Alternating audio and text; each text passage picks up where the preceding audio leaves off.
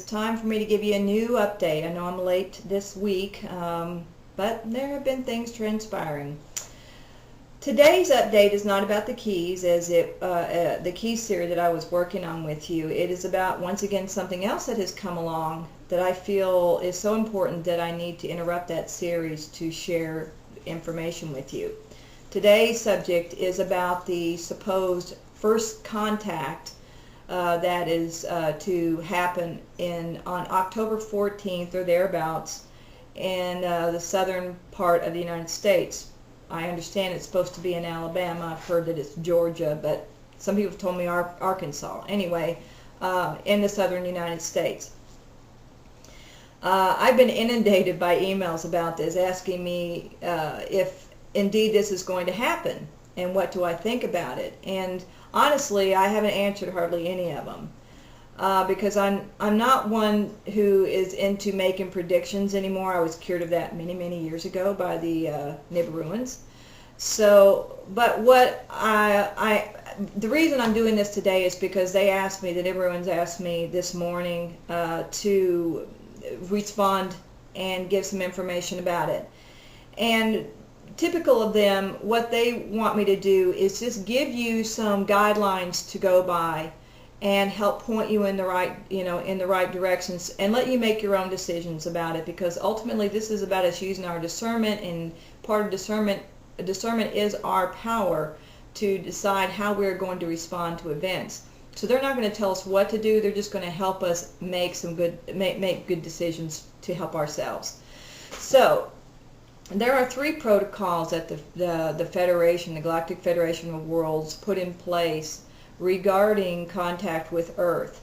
2 of those are basic, and they've been around for a long time. One of them is new since 9/11.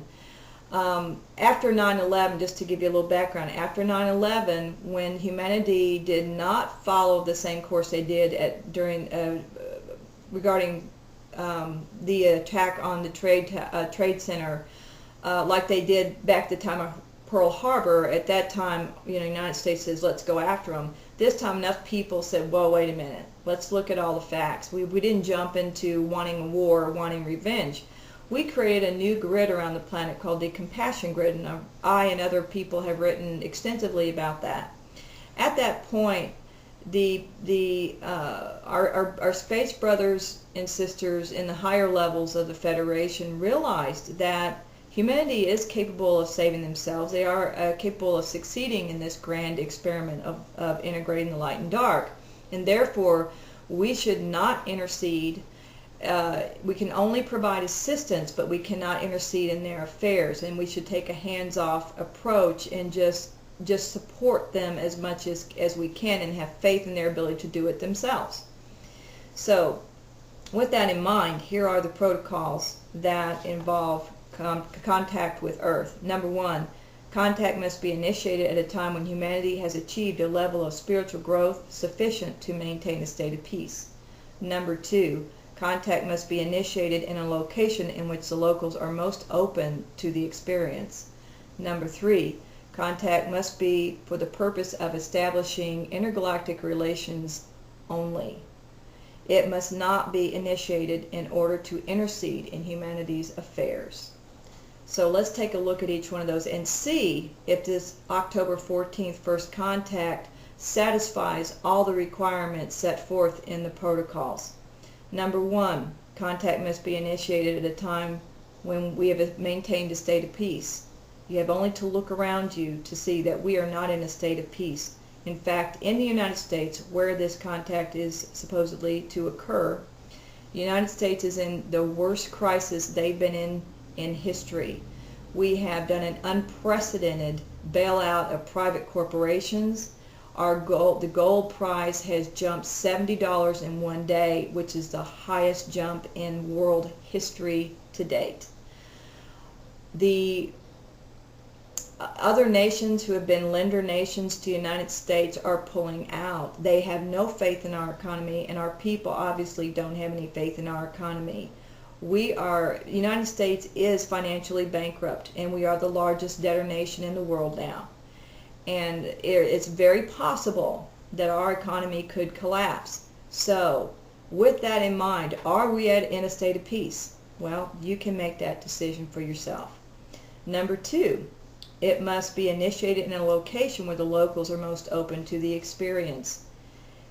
As I understand it, this contact is supposed to be made in the South. In the South that's the southern United States. I was raised there. I was raised in Alabama, and that's supposedly where this is going to occur. I will tell you, 20 years ago, the KKK was still, beating up blacks and putting burning crosses in people's yards.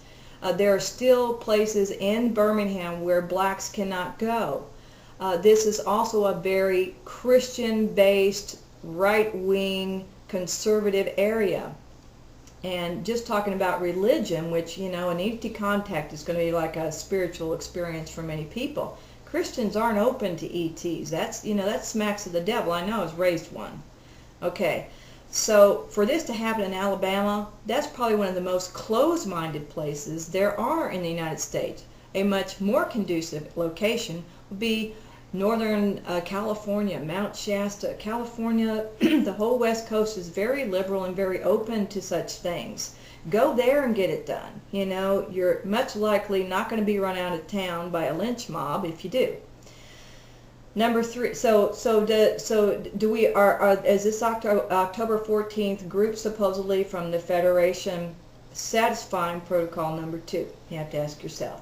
Number 3, it must be initiated for the purpose of establishing intergalactic relations only, not for interfering. Supposedly what this group is here to do is to make known to the world that ETs exist. Now, is that interference? Well, you have to look at what the consequences and the fallout will be if this were to occur now. All right, number 1, if that happens, you will have major social unrest because it will flip people out. Our president only needs an excuse to proclaim martial law. He's been trying to do it for a long time. If that happens, guess what will occur? The banks will close, you'll lose your money, and you will lose every single right you have. They have a list of over 1 million people that they're waiting to put into detainment camps. When that happens, those people will not come back out. So you will lose every bit of your rights. We will become basically an enslaved society if first contact will occur. So that begs the question, do these ETs have any brains at all that they would put us in that kind of position in order to show that ETs exist right now? Are we really ready for that? Or would it cause such dire fallout that we will be in a far worse situation than before? You have to make that decision for yourself. Hopefully, these protocols will help you do it. So until next time, I'm Jelaila Starr with the Nibiruan Council, and God bless us all.